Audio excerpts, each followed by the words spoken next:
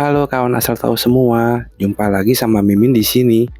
Kali ini ada berita kurang enak yang Mimin mau sampaikan, yaitu negara Pakistan yang belum berhasil bebas dari krisis ekonomi. Ini ditandai dengan utang luar negeri yang membengkak, ditambah dengan inflasi yang begitu tinggi. Hal ini akhirnya pun berpengaruh pada kegiatan warga di negeri Ali Jinnah itu. Berikut fakta-fakta terkait ekonomi Pakistan sebagaimana dikutip dari CNBC Indonesia.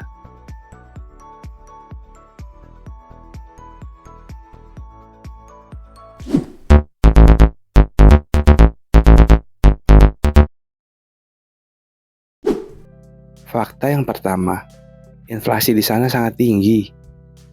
Oh iya, buat kawan asal tahu yang belum tahu arti inflasi, Mimin akan jelaskan secara singkat apa itu arti inflasi.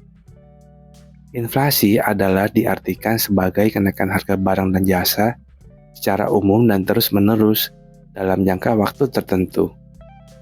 Kan jadi susah ya kalau apa-apa mahal, harga-harga kebutuhan pokok semisal sembako naik terus. Pada Februari 2023, Biro Statistik Pakistan mengatakan inflasi negara itu menembus 31,6% secara year on year. Ini merupakan laju tercepat yang pernah ada di dalam sejarah Pakistan.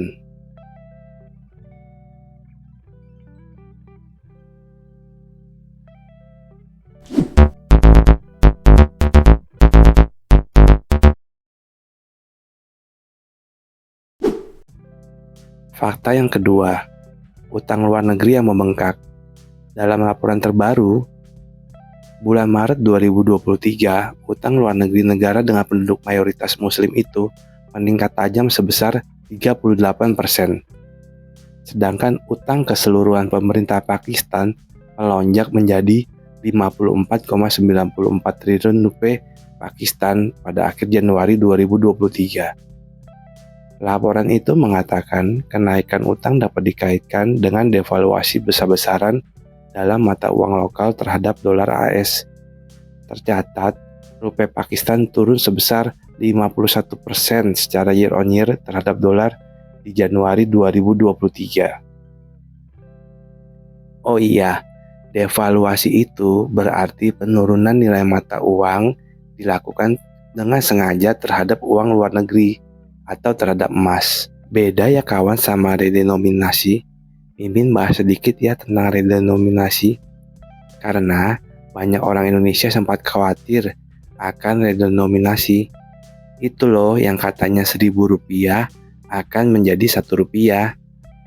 Nyatanya kalau redenominasi itu hanya penyederhanaan nilai mata uang lebih kecil tanpa mengubah nilai tukar.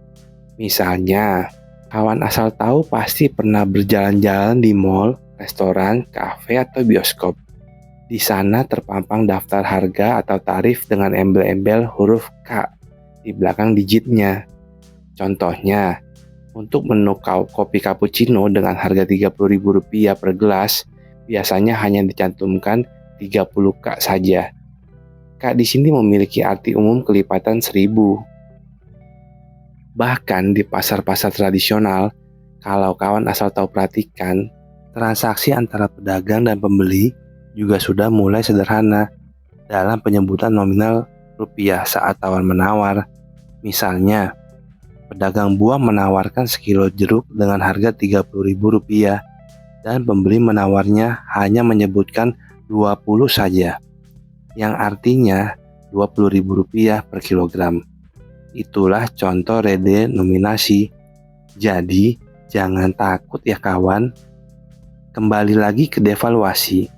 Tujuan devaluasi adalah melalui langkah penurunan nilai mata uang, maka komoditas ekspor menjadi murah jika dilihat dari kurs mata uang asing. Dengan demikian diharapkan dapat merangsang ekspor dan mengurangi permintaan akan impor. Dengan hal ini, utang dalam negeri meningkat, sedangkan pinjaman jangka panjang juga meningkat.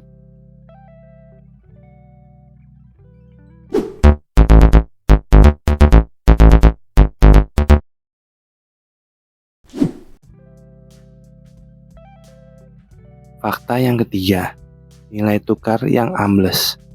Kondisi ini kemudian memicu amblesnya nilai mata uang, di mana nilai rupiah turun sebesar 51% secara year on year terhadap dolar di Januari 2023. Hal ini kemudian diperparah oleh permintaan Dana Moneter Internasional atau IMF yang meminta agar Islamabad meliberalisasikan nilai tukar demi memperoleh bantuan keuangan dari lembaga itu.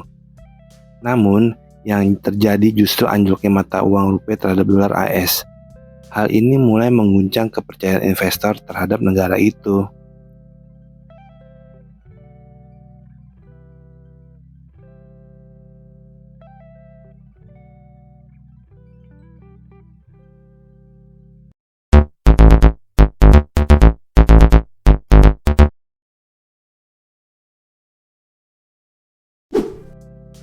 Fakta yang keempat, investor mulai lari.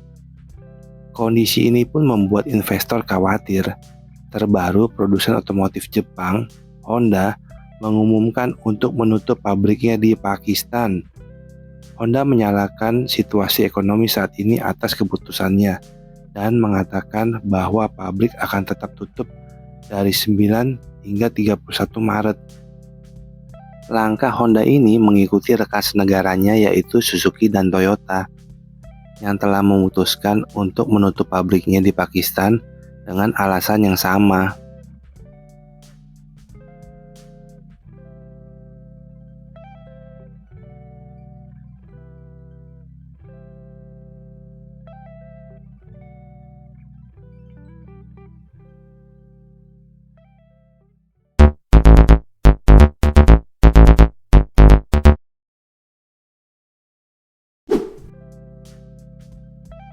Fakta yang kelima, penyebab krisis. Pakistan telah mengalami krisis ekonomi hebat sejak tahun 2022 yang lalu.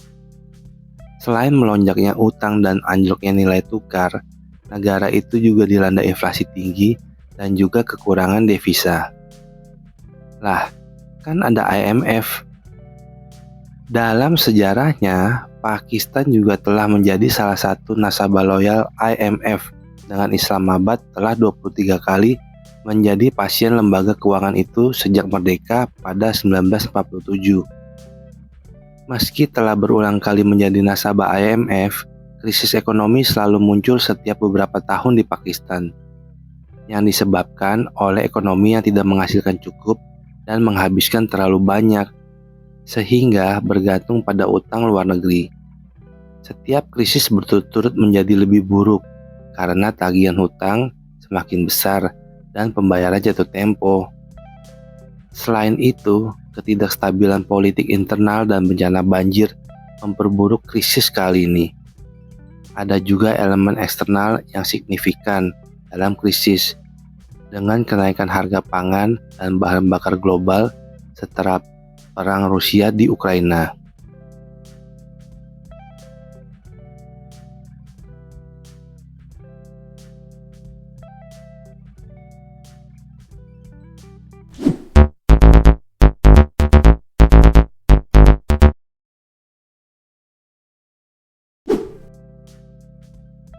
Fakta yang keenam, ada sampai warga yang bunuh diri.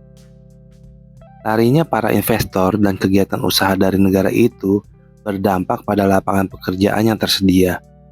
Situasi ini kemudian menimbulkan permasalahan di masyarakat.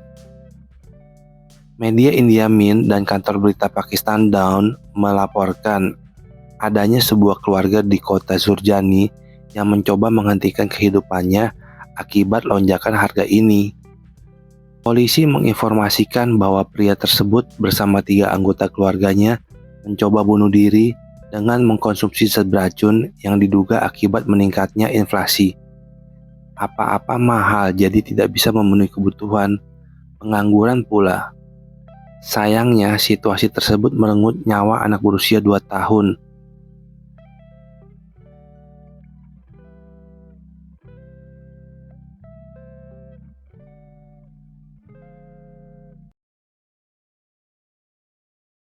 Ahli bedah polisi Karachi, Dr. Sumaya Setarik, mengatakan kepada Dawn, bahwa dia menerima jenazah seorang gadis kecil, ayahnya dan ibunya, bersama saudara perempuannya dalam situasi kritis.